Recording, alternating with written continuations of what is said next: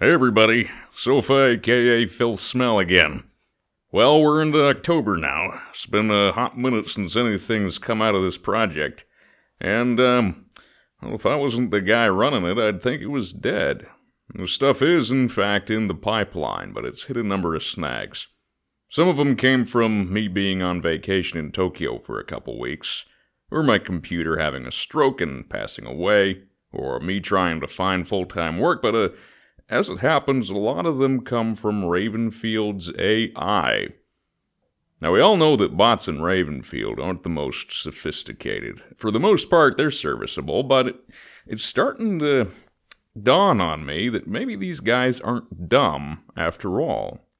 In fact, they're brilliant and are actively trying to sabotage me.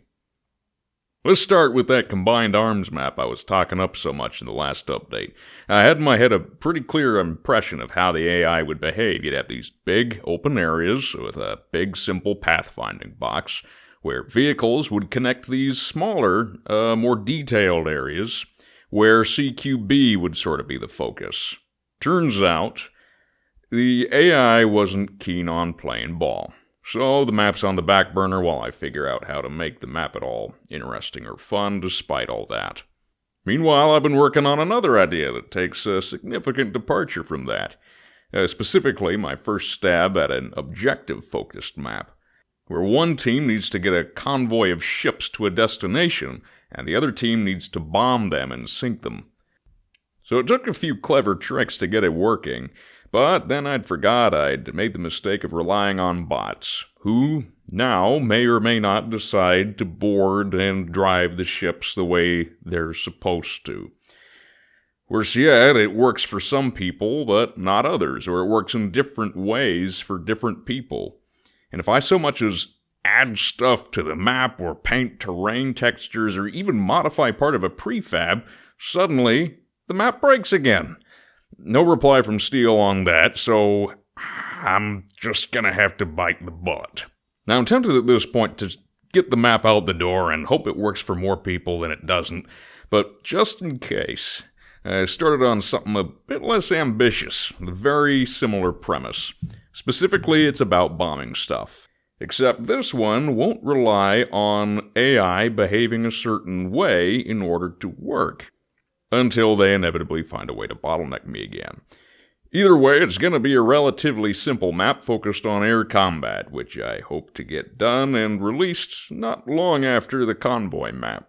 That way, if the convoy map decides not to work for them, they can still take the planes I made for a spin on this map.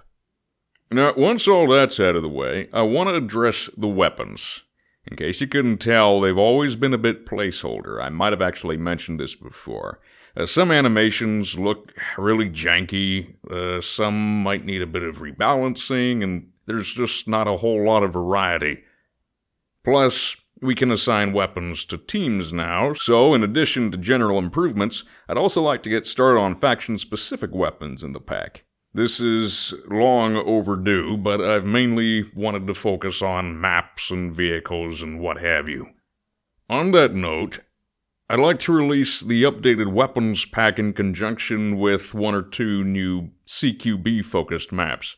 That's originally what Sherzig Bridge was actually going to be, but then I felt the need to put vehicles in there because, heck, I don't know why.